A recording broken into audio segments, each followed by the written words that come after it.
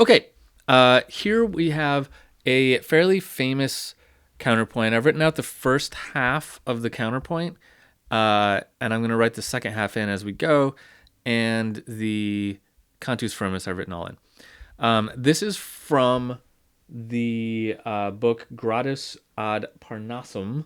Sorry, my Latin pronunciation is terrible. By Fuchs, who we're going to talk more about in just a second. I'm going to give you a little history of him.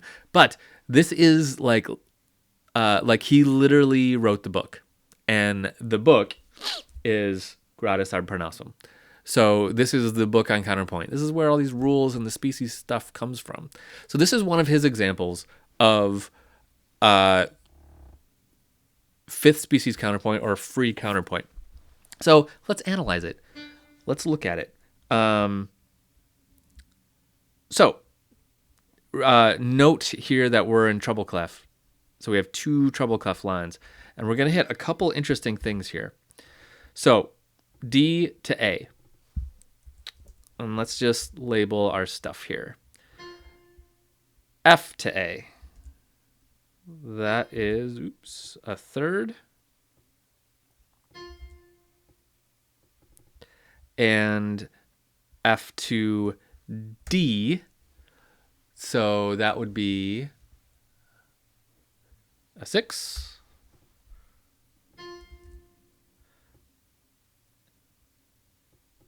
F to E would be a 7th, and F to F would be a unison. Well, that is kind of goofy, but we'll say it's allowed because he wrote it.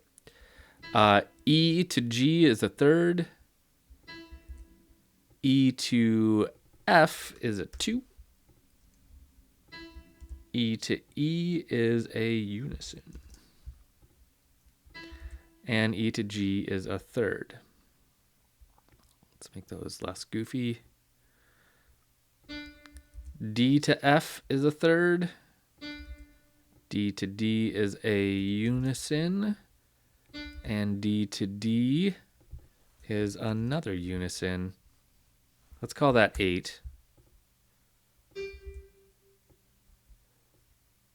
G to D is a 5th.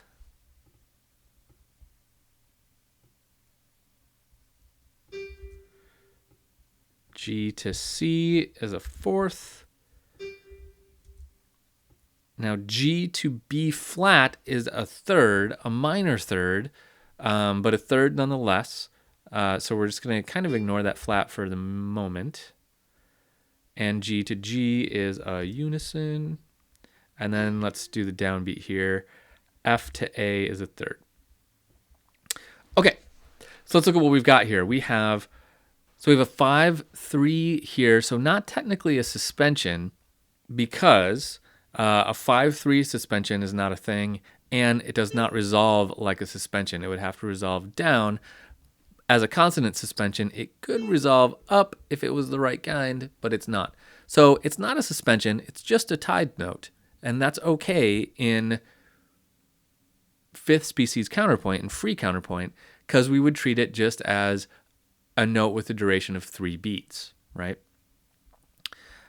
So now we have a third, 6, 7, and 8. Now this bar is really interesting because we have consonant, consonant, dissonant, consonant. So we've got a dissonant right on the halfway point, which according to Fuchs in fifth species counterpoint can be allowed in a scale pattern. So all kinds of weird little exceptions here.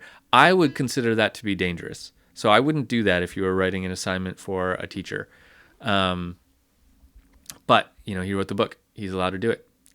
So now we have 3, 2, unison, 3. So dissonance on beat 2, that's allowed.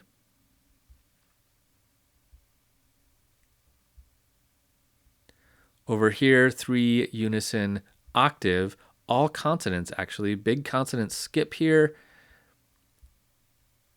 And then another suspension looking thing, but not technically a suspension, even though it resolves down, we wouldn't call it a 5/4 suspension. That's not really a thing. Or 8/5 suspension. That's not a thing either. So the cantus firmus hasn't set us up to do a suspension, at least not with those notes. So a dissonance here on the second beat, and that's it. Okay, now let's keep going. So what he does next is we're going to go up to a B and then a C. And then he's going to tie that C over, and now he's going to do an F and tie that over. I'm going to go backwards and get those ties in a second. And we have some eighth notes popping up.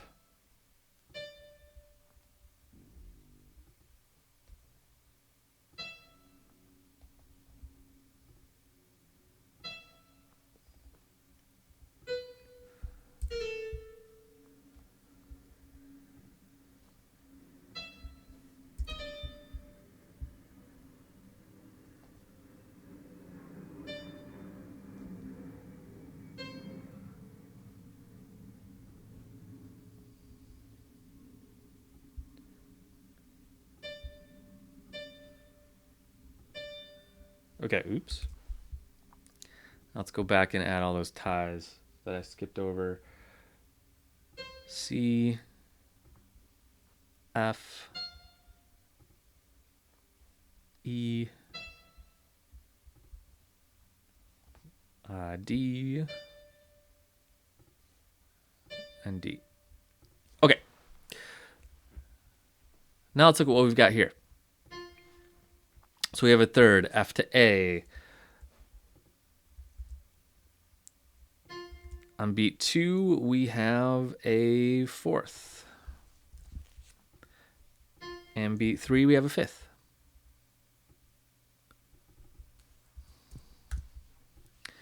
Okay. Now tied over from A to C, we have a third.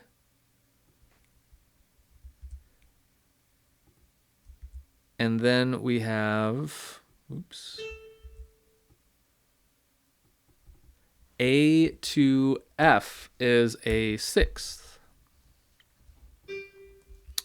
And now we have G, I'm mixing up my clefs again. G to F, which is a 7. And then down to a 6.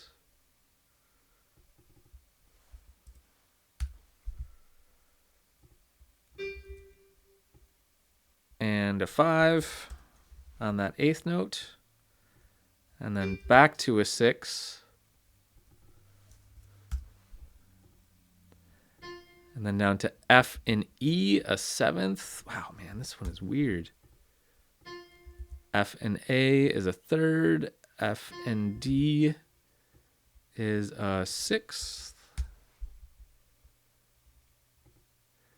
G to D is a 5th.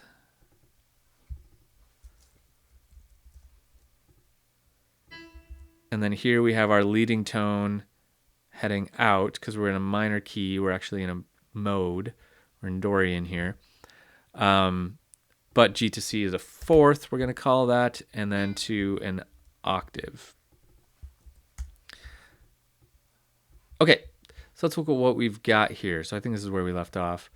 3, 4, 5. So dissonance here, that's okay. 3, 6, both consonants is to a 7, resolving down. Not a suspension though, because it goes from a consonance to a dissonance. Suspension would have to be the opposite. 7, 6 could work. 6, 5, 6, we could call this a neighbor tone, even though it's a consonant. These are all consonants. We could call it a neighbor tone here. To a 7 on a downbeat through a sustain. Wow, that's really surprising that he's going to allow that. But he does. Interesting. I wouldn't do that if I was you in your counterpoint examples. To a 3, to a 6, consonants, consonants, dissonance here, but this one is clearly allowed because we're raising our leading tone to get us back to tonic there. So that one is okay for sure. So he breaks a lot of rules here. You know what's another big rule that he breaks? Is voice crossing. Check it out. Right here, F, that's right there. Those two notes are the same note. So right here, this note and this note, this D and E, are underneath that. That is a voice crossing. Here's a unison, so that's not. I thought I saw another one in here. Nope, that's it. But yeah, big voice crossing right there. That would not be allowed by a lot of teachers' rules. Different teachers have different amounts that they prescribe to exactly how he wrote. Some of these accented notes with dissonances, I would mark incorrect on a paper, but he's going pretty far with it. But that's the interesting thing about the guy that wrote the book. Let's hear it and see what we think.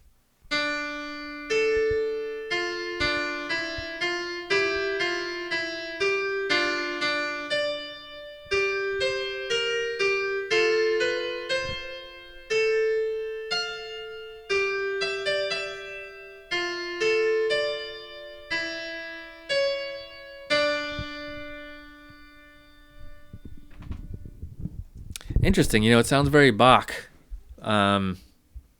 So, clearly, Bach knew this stuff, obviously, like nothing else. Okay, let's jump to another video, and I want to tell you a little bit more about this guy.